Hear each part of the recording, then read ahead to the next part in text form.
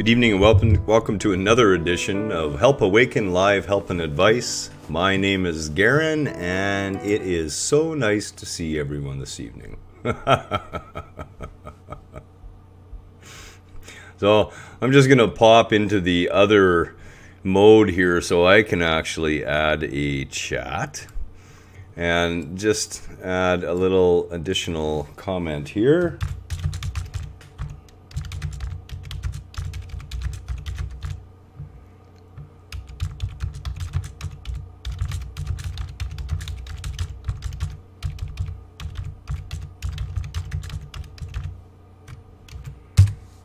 There we go.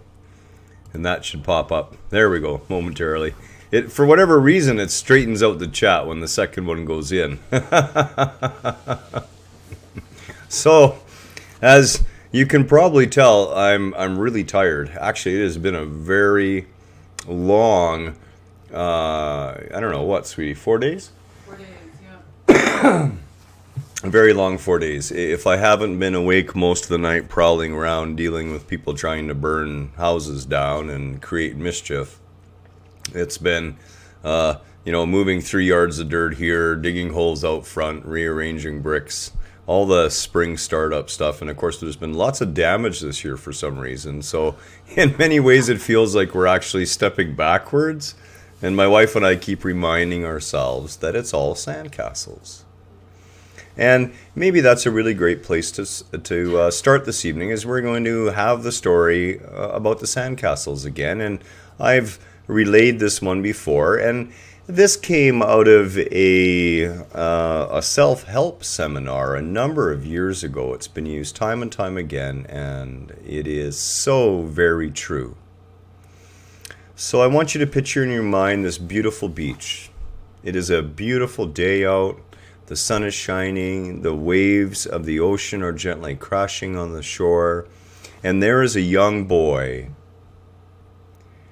gleefully, happily playing in the sand. He's building sandcastles. And he's intent. There are sandcastles to build, there are moats to form, there are drawbridges to make. He works and he works and he works, and come lunchtime, his mother comes down and says, "Here you go, little Johnny, have a sandwich." And Johnny says, I don't have time for a sandwich. I'm too busy having fun right now. I'll take the sandwich and I'll just keep working." And he works, and pretty soon there's this massive array of sandcastles and interconnected moats. And it's amazing. It really is. And as the sun sets, the tide's becoming in more and more and more. And the boy watches as the waves start to inundate and destroy all his hard work. And he laughs and he claps his hands and he jumps for joy. He's gleeful. He's happy. He's had so much fun, and he knows that the sand never belonged to him. The sand belonged to the ocean. Flash forward 30 years later, 40 years later. Johnny's all grown up, and he's forgotten all about his times on the beach, and now instead of building sandcastles, there are empires to build. There is money to make. There is competition to crush. And when his wife phones him from home and says, "Honey, you haven't been here in so many hours. The children miss you. They feel like they barely see you." He says, "I have no time for that. I have empires to build. I have competitors to destroy. Money to earn." And of course, as the sun sets in the twilight of Johnny's life, there's a wailing and a gnashing of teeth as his empire starts to crumble around him. An intense sorrow at not taking the time for those things in life that were truly valuable. Johnny has forgotten in his wailing and beating up against life, that all of those sandcastles belong to that infinite sea of consciousness too.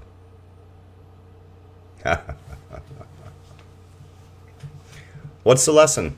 The lesson is, don't take it too seriously. It's not really your life. It's not really your existence. You don't own it. It is a precious gift that we entertained for a short period of time, only to be remanifest again and again in the same way that that tide rolls in and rolls out. The in-breath and out-breath of Brahman. The inhalation and exhalation of God itself into this physical realm. That's what we are. Never forget that it's all sand. It's all sand castles. And from this point of view, Kelly and I are able to, I think actually the most frustrating thing for us is waiting for other people to make up their damn minds so we can get the work done. You know, I dug the hole. That was supposed to be someone else, some contractor. I'm filling the hole. That was supposed to be a contractor too. I'm going to re-level and change the slope in the yard. Why? Because it's a lot cheaper if I do it. And you know, I talked with one of our group members today about this, and you know, he said, well, I take my job very seriously. And I said, I don't think you really mean seriously. I think what you really mean is you put yourself into your job. You understand that what you do is an expression of who you are, an expression of who you are, not who you are. And I said, you know, I suffer from the same disease. You know, you hire a professional and you realize at the end of paying them an ungodly sum of money that you would have done a better job yourself. Why? Because you care more about it. You care more about the expression of yourself in it. It's not that it's mine. I don't see anything as mine. I mean, let's be honest. Anything we think we own at best is a short-term loan. If you're lucky, you'll have it for most of your days. You know, when I first met Kelly, she had, the only way I can describe it is vast collections of china. And we had this big garage sale. And in this garage sale, the first set of china, I sold it for like $30. And the poor girl was beside herself. And you know, in the perceived value that she had ascribed to it.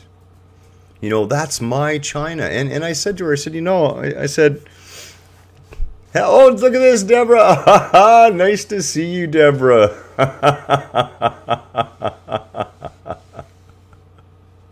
That is awesome. Devorah has made it on. This is the first time we've seen you on YouTube. Yay.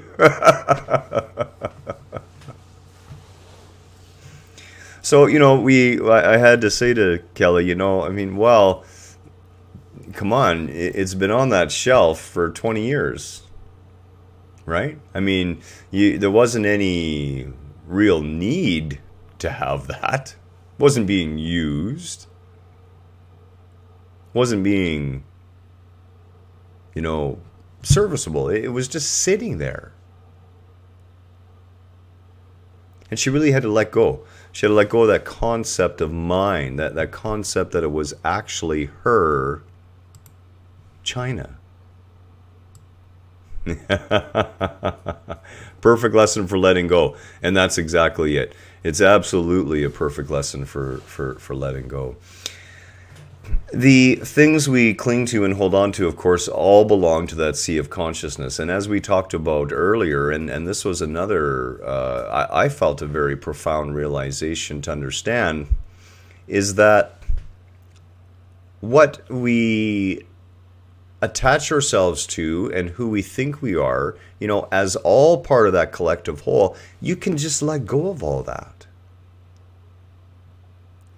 You see, we're caught up in this idea that we're supposed to define ourselves, and as soon as we finally made it to this point, as soon as we finally figured things out, well, then I'm going to be the way I want to be.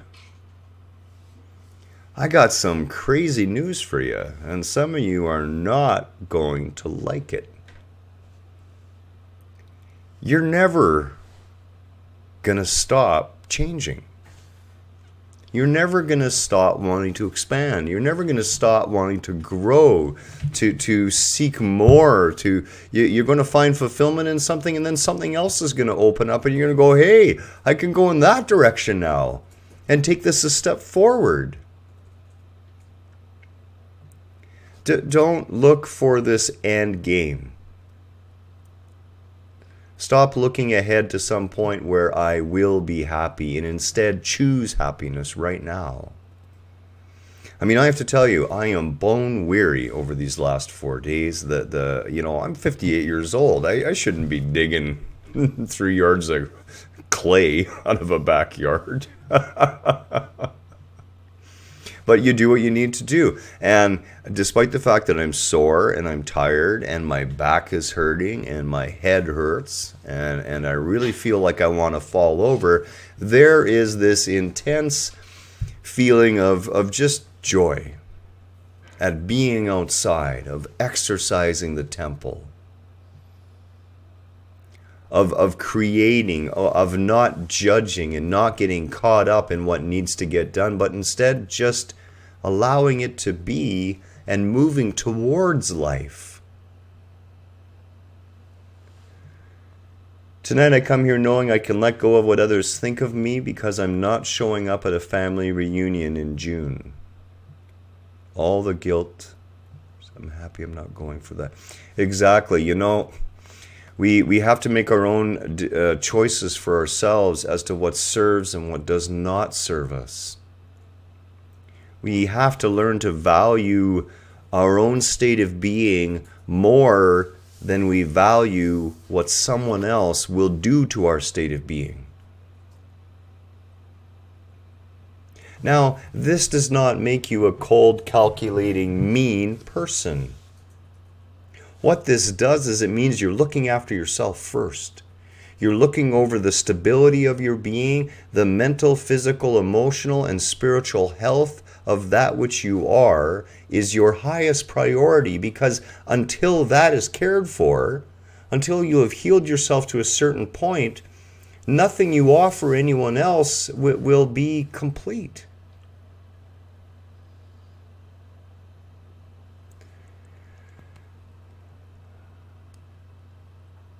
Exactly. You can say no. Devorah just said, I don't want to go and I can't say no. And boy, I tell you, no, there's ways to deliver no. Eckhart Tolle calls it a high quality no.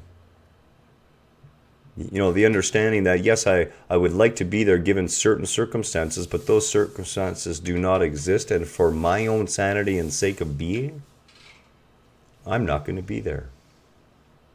Burn in hell. No.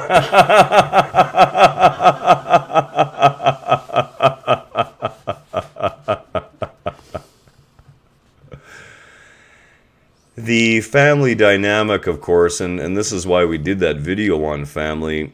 The family is the crucible in which our awakening is tested time and time again.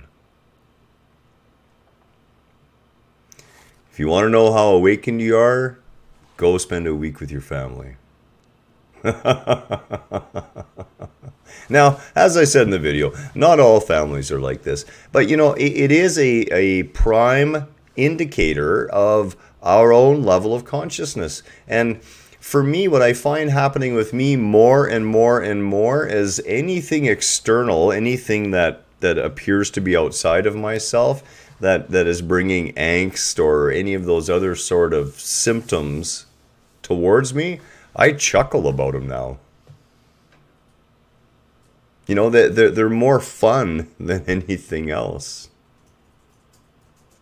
And that comes from a realization that every person can only express themselves from the point of consciousness that they're at. And if anyone missed the little story this morning, I'm gonna retell this one.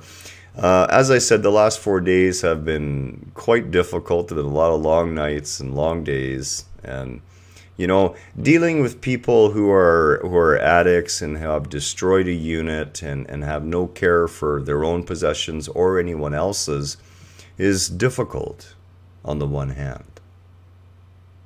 Because you don't want to enable the behavior to continue, but at the same time, those people are also crying out in a way that's hard to see. And the neighbor's little girl,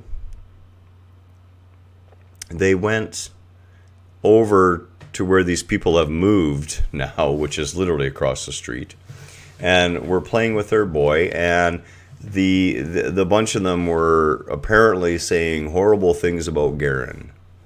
She came back and she had a really sad look on her face, and she said, "They're saying very mean and rude things about you." And I laughed. And I said, "It's okay, sweetie." I said, "Don't take it personally." I said, "I don't." And then I said to her, I said, "You know, people will only react in the way they're capable of reacting. And right now, those people, they're not bad. They're not bad people. They're just confused. They're just a little lost. And they're reacting in the only way they know how. And it's okay.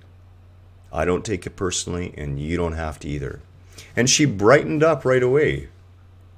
And hopefully there was a profound lesson in that for her to absorb as well. And that's a lesson that we need to absorb at the same time.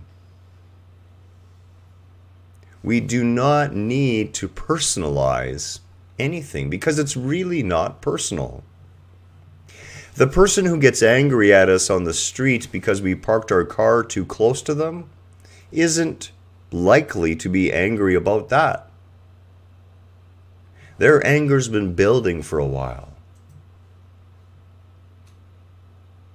You know, really, a lot of human beings are like primed mousetraps on two legs. You so much as bump into them and that trap is going to shut. It's going to snap. They're going to pop. And the reason they pop isn't because of what you've done. It's the entire build-up, and then they're already in this really sensitive state, and then you, in your innocence, make one wrong comment, one wrong move, one wrong look, and all of a sudden it's your fault.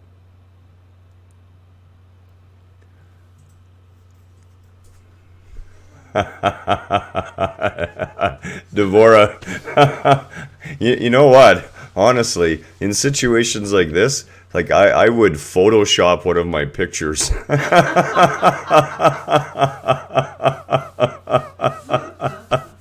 Like, you know, let them know in brackets I had plastic surgery, and then get someone to really Photoshop you up and do something that's totally, and then send them the picture. What is it with family pictures anyways? I mean, come on. Really? I remember when I was young. Oh, what did I get for Christmas? Well, gee, you gave me a picture of your whole family. Well, isn't that great?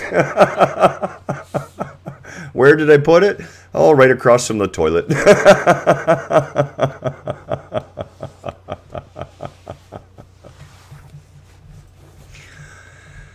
So we're off track, and that's okay because this is a help and advice session, and to be honest, I'm groggy and I'm tired, and I am just randomly picking up whatever comes to me to speak about. So if there's any serious questions or concerns or things that people do want to talk about, please let me know.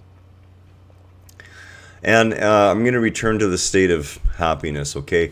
When you just give in to life, when you surrender, when you choose to accept whatever's coming more and more and more, you can't help but laugh. You can't help but become more joyful. You can't help but become a little giddy, a little goofy. Because more and more you're realizing that you're beginning to figure out the grand game. And it is a game. It is not a trial. It is not a test. It is not a school. It is an amusement park. You're meant to come here and experience whatever it is you choose to experience. God doesn't care. The sea of creation, the sea of consciousness is waiting with bated breath to see what you're going to create next. Laughing more, yeah. I don't know. I don't think I'd want to see pictures of me from 5 years ago. It may be really depressing. I'm sure that's not the case with women, but for me, I seem to age incrementally, so 5 years could be a very long time. I'd have to put my soother down.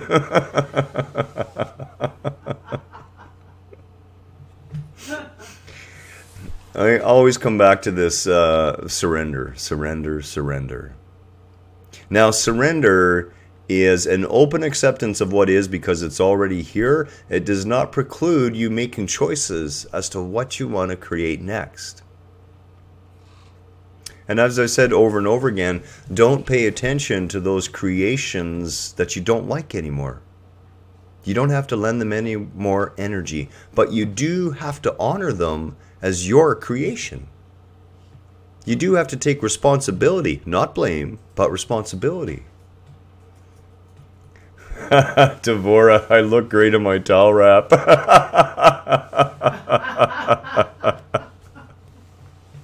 Okay, honey, you got to go get me a towel. You gotta go. I got to try this on and see what we can do. Well, Devora says they didn't care how I felt. Guess it's my turn? ? And I would say no. Do not give in to the idea of somehow getting back at someone for some perceived hurt. And this is how the universe works. And when we learn to remind ourselves of this over and over and over again, we can heal a lot of these things within ourselves too.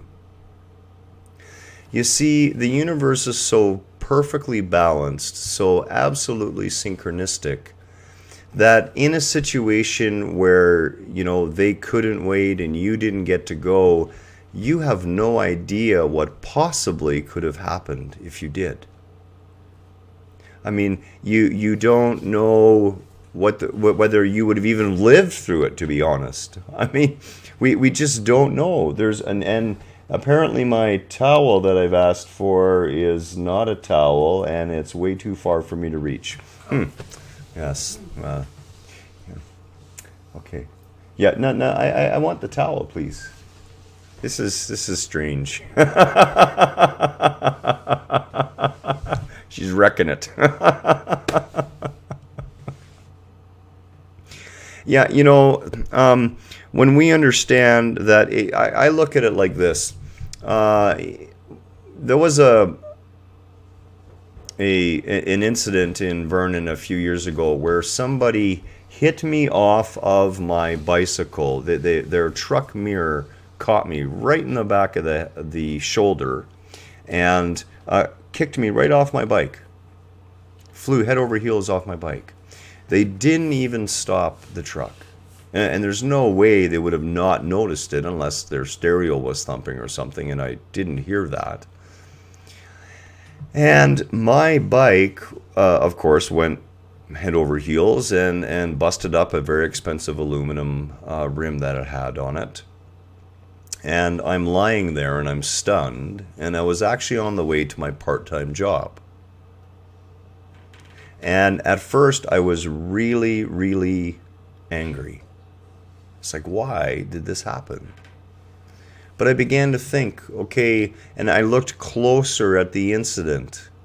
And, I realized that I had slowed down. And because I had slowed down, and I'm not even really sure why I slowed down. The truck hit me before the corner that it turned right into. And I'm looking at the distance, and I'm looking at the speed that I was doing prior to slowing down, and I'm realizing that if things wouldn't have happened just the way they did, chances are the guy wouldn't have hit me off the bike safely onto the grass, but he would have turned right into me and ran me over in the process. So in reality, I turned around and started laughing. I was sore. It turned out our government auto insurance policy actually paid for the new rim, so that was I was okay. And I'm just trying to get a look here, Devorah, to see. And I do apologize that it took Kelly to a while to get this, but we're gonna try this out and see if we can do it. I think you're supposed to do it something like this.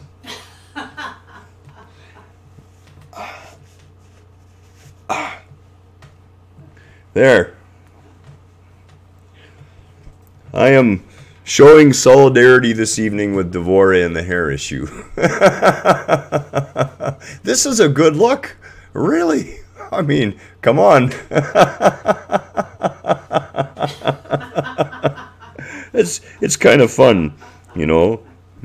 It's great that I have these big Dumbo ears because they tend to hold the. You can just kind of stick the towel under them, and there we go. I am all set and primed. Yeah. So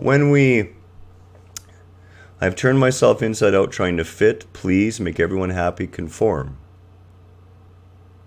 Exactly. You know, this comes back to us time and time again. Wow, does that ever warm up quick? Whew, hot head. And we will return here again and again. When we try to conform against our will, when we try to become what others want us to be, we lose ourselves. We are no longer authentic. And we were talking about authenticity this morning. We fail to understand that if we just conform and if we try to make everyone happy, what do we lose? We lose our own happiness. We stop being us and we start being everyone else but us, depending on who we meet.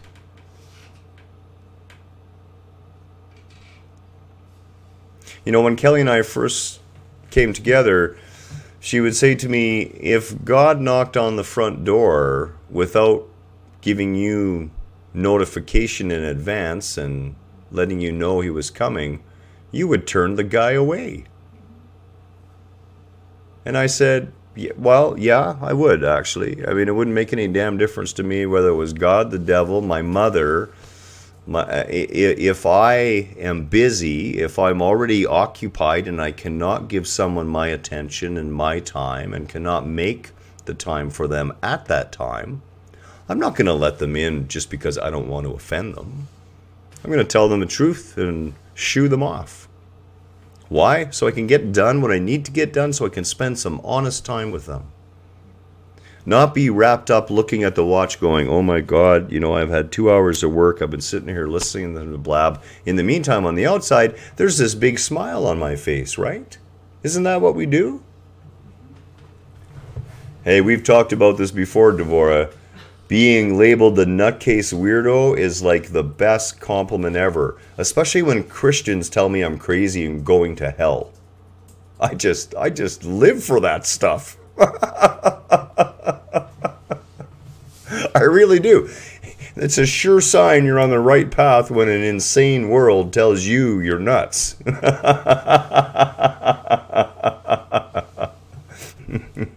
Yes, mixed nuts, definitely. It's so true. We really need to start taking the pressure off ourselves in our existence. And the way to do that is just be you. Stop thinking about what others have to think about you being you. Stop worrying if they are not happy with what you choose to be. And we can still love them. We can love them from a distance. We can love them until their own consciousness comes to the point that we can interact again. You know, one of the saddest things that I see in the family dynamic, and, you know, for years, I've had a lot of people say, well, you know, you poor guy, you have no living family, and blah, blah, blah, blah, blah. And the world is my family. All of creation is my family. We've allowed ourselves to get way too tied up in this idea of family, or maybe we haven't tied ourselves up enough. You see, as I hinted at during the video on family, okay, and surviving your family, the family dynamic is really the microcosm of our whole social interaction at every level, in every country, all across the globe. What goes wrong in the family dynamic we see writ large as province fights province and country fights country and war machine battles war machine. All in the name of some justified reason, which usually isn't the actual reason. And I speak from direct experience on that. You know, I spent 15 years of my life, out of the 25 years I was in service, 15 of those full-time represent the number of hours and days I was out in the field. If you take the sum total of 15 years, that is the total amount of time I spent in the field in active theaters of war. Never a role, never a combat situation that was for anything more than someone else's greed, someone else's need for power, someone else's need for control. And we see in the microcosm of that being enacted out within that family dynamic all the time. All based on fear. You know, I was talking with one of our group members today, and the group member said to me, you know, I've come to understand things more and more since talking with you, and I really want to thank you for that. And I did appreciate it, and I said thank you in return. But then I said, you know, I have to tell you something. I'm not actually doing anything for you. Because I really can't. None of us really does anything for anyone else. All as we can do is hold the space, offer the opportunity, make the room to offer the person the opportunity to exercise their own control, their own power, their own sense of being, and begin to grow and evolve. And what we do is we simply help point the way. You know, it used to be said that you can lead the horse to water and you can't make them drink, and that's true. But you can certainly lead the horse to the water. And really that's what we're all doing. We're all leading each other home. Every one of us has an opportunity every day to be led and to lead. To be taken by the hand and to take someone else by the hand. Maybe you run into someone who stumbled on the path. Maybe it's you who've stumbled on the path. I know I've been there many times. And sure enough, you look around to make sure no one saw you fall. Because that's the first thing that kids and adults all do. I have watched this firsthand. I've even seen Kelly do it.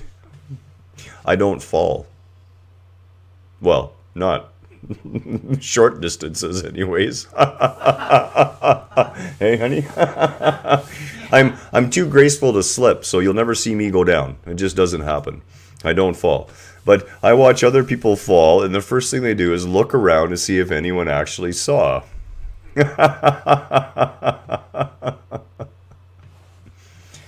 There's a beauty, though, in falling down. There's a beauty in our perception that we've somehow failed. And it is, understand this, you cannot fall. You cannot fail. You cannot mess this existence up. You cannot. But sometimes when we find ourselves lying there in the mud, or find ourselves with our nose ground into the dirt, that brief moment before we pick ourselves up, we're given an opportunity to reevaluate. To reevaluate why we've hit the ground. And we will tend to go outside of ourselves. This is the usual thing. We will tend to try and externalize why it is we're not doing the way we want.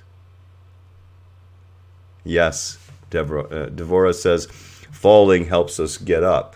I'm going to have to get used to the Deborah and Devorah. I keep trying to mix it all together. Deborah. Yeah, okay, sorry. Devorah. I used to keep my lamp filled too, but every time I fell over, I spilt it all over myself, and poof, there goes another life.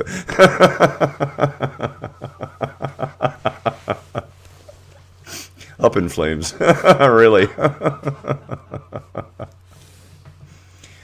You know, and we all can help each other get up. We all need to help each other get up. We all need to lead each other,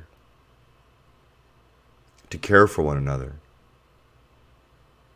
And as I've been trying to school Kelly, loving someone openly does not mean you wish to spend time with them. And the way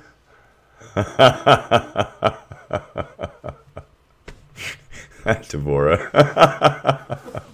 Poof.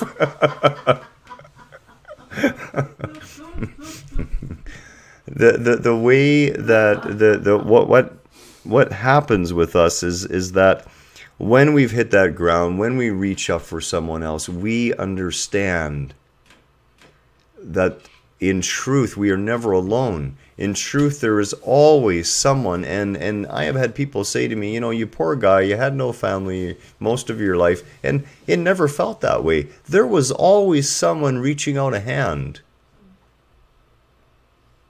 And we pay that forward by reaching out our hands. And you know what? Sometimes you're both down there on the ground in the mud together.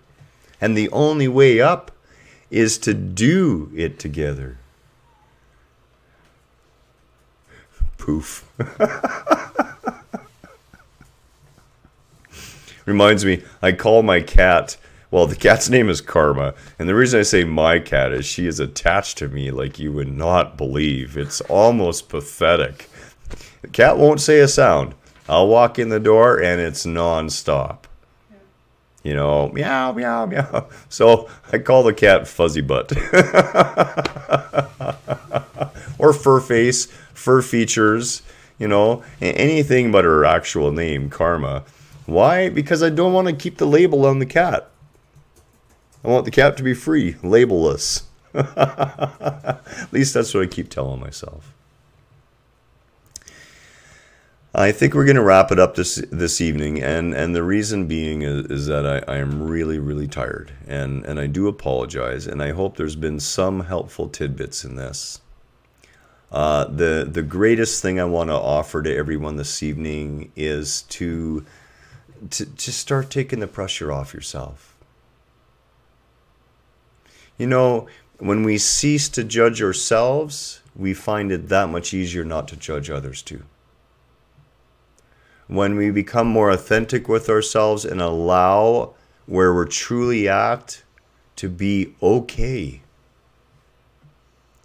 to not be frustrated with yourself, to not beat yourself up, to not look down upon yourself that you think you're less or that you're failing or you're not getting it. You have an eternity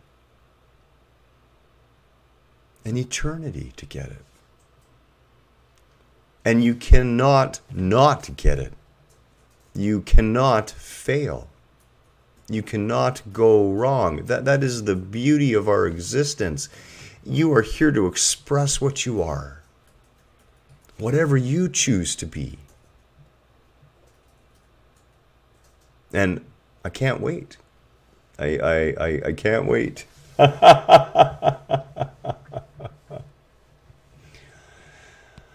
Much love and namaste, and look forward to a great production video tomorrow. Surprise title, you're going to have to wait. Why? Because I haven't actually thought of it yet. I'm too tired.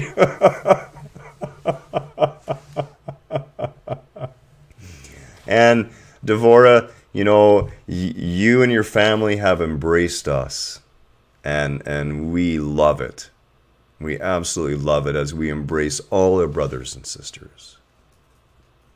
You know, it doesn't take a lot to be there for each other. It really doesn't. And when I am there for you, you are there for me. I get to teach what I need to learn, and you teach me. And I see such wondrous things in people when I get to talk to them via video chat. You know, I said to one of our group members today, you know, years ago I used to have to be right in someone's space to feel them. Now I connect with you on a video chat, and I've got you. I'm there with you. I'm inside there, feeling around, going, I get what's going on here. I can feel it. That energy is there, and you are all wondrously powerful beings. And I see such magnificence in each of you, and quite frankly, the only thing that holds you back is you. And if I can help push that you out of the way a little bit so you can be all that you are, then I am being served as well. Much love, namaste. We cannot wait until tomorrow. And as always, you're in our hearts.